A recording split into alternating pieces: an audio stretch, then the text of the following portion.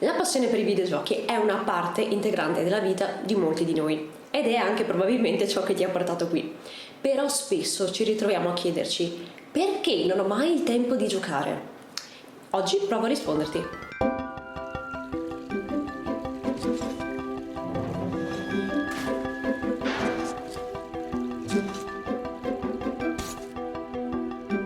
Perché non c'è mai il tempo di giocare? Questa è una domanda che assilla molti noi gamers. Purtroppo tra vari impegni quotidiani, il lavoro, la famiglia, tutte le varie commissioni, a volte è difficile trovare del tempo libero.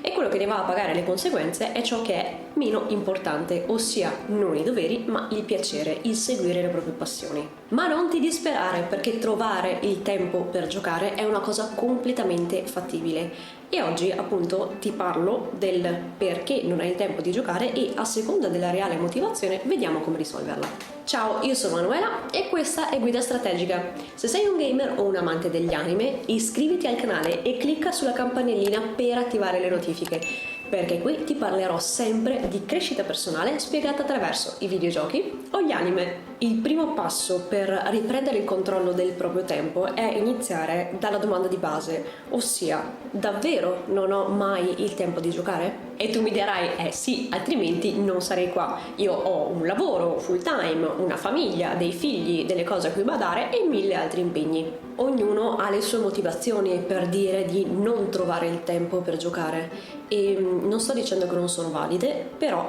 a parità di impegni ci sono molte persone che trovano il tempo di prendersi una pausa e farsi una partita a qualcosa, mentre ci sono altre che non trovano un minuto libero.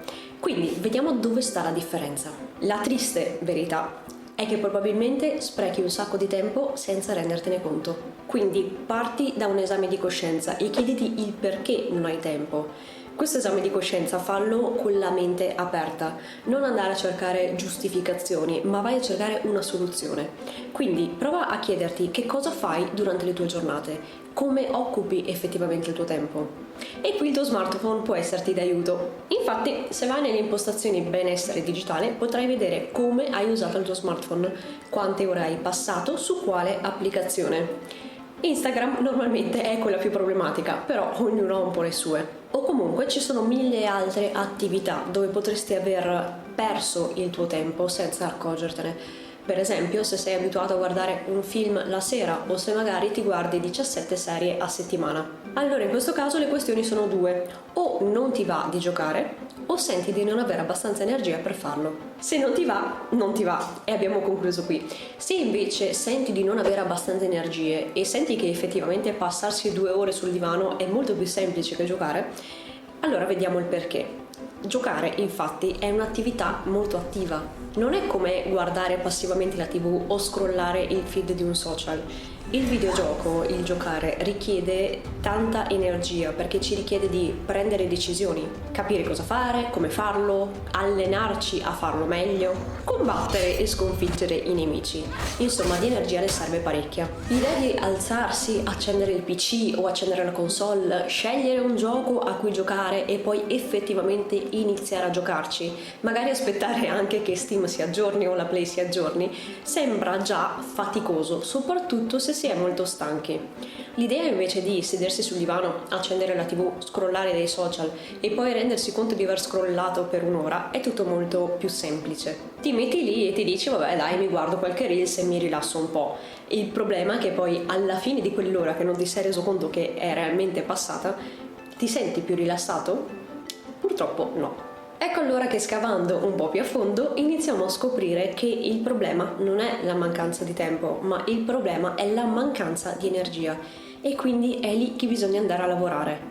Non ti manca il tempo per giocare, ma ti manca l'energia per riuscire a farlo e riuscire a farlo in maniera coinvolta. Quindi ecco, se vuoi davvero riniziare a prenderti degli spazi di tempo per giocare, devi imparare a gestire meglio la tua energia. Se invece pensi che non sia questo il motivo per cui non riesci a trovare il tempo di giocare, allora un altro buon motivo potrebbero essere i sensi di colpa.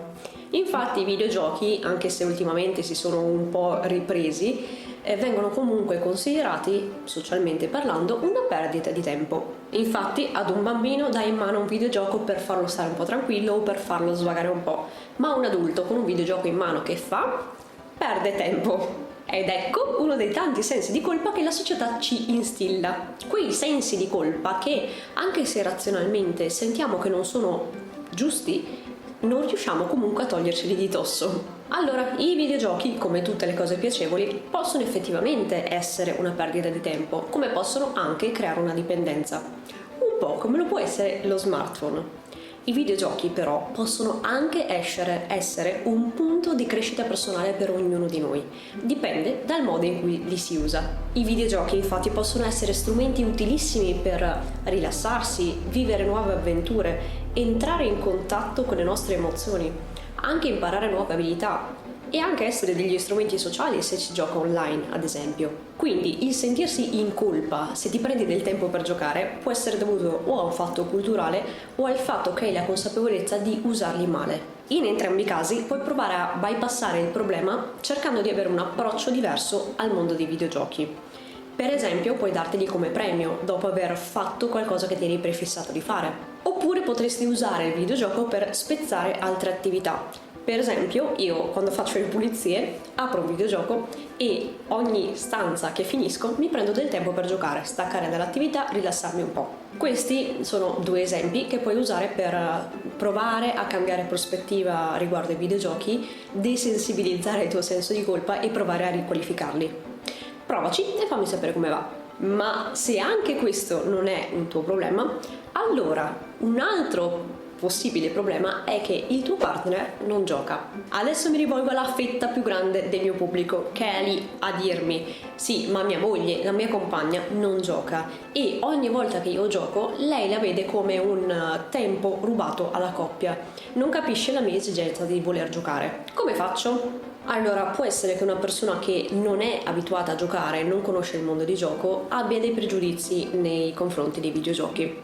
Questo è il momento di parlarne apertamente, di spiegare al tuo partner il perché giocare è così importante per te. Raccontagli dei benefici che porta a giocare, della sfida intellettuale, di come ti fa sentire un videogioco. Io spero che tu abbia scelto un partner abbastanza ragionevole da riuscire a capire le tue motivazioni e le tue necessità, esattamente come tu fai con le sue necessità. E se non lo fai, allora inizia da lì. Come tu lasci spazio al tuo partner, anche il tuo partner deve lasciare spazio a te, perché è giusto vivere dei momenti di coppia insieme, però è anche giusto bilanciare i momenti di coppia con i momenti che si dedicano a se stessi. In una buona relazione ci sono entrambe le cose. Oltre a questo, se il tuo partner non ha mai giocato, potresti provare a coinvolgerlo nelle tue passioni. Quindi perché non provare con un co-op?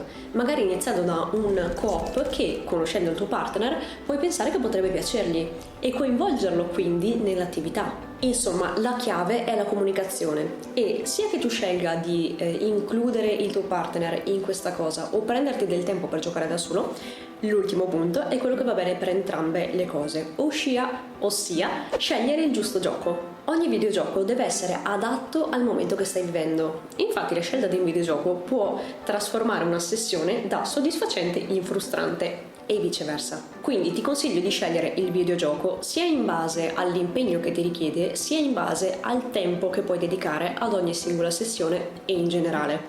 Per esempio, se tu puoi dedicare solo delle brevi slot di tempo al giocare, non ti inizi uno Skyrim, magari puoi preferire un qualcosa a partite, tipo uno StarCraft.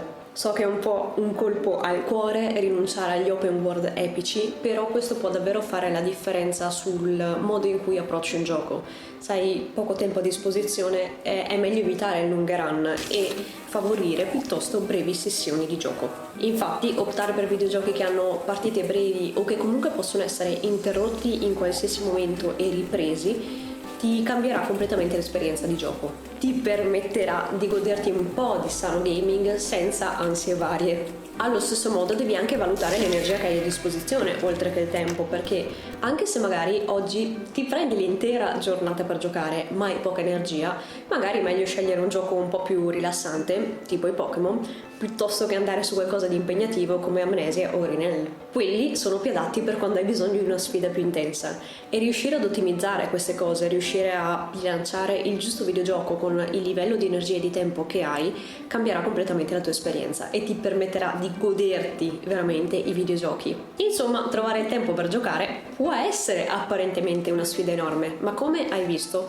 basta soffermarsi un po' di più sul capire il perché non hai il tempo per giocare e poi agire di conseguenza. Insomma, riportare la passione per i videogiochi nella tua vita è completamente fattibile. E in tutto questo ricorda che i videogiochi, appunto, devono essere un momento di piacere e non un impegno che ti prendi per forza. Quindi, insomma, io spero di essere riuscita a lasciarti qualche consiglio utile, spero di essere riuscita ad aiutarti ad individuare qual è il reale problema e anche di conseguenza a risolverlo.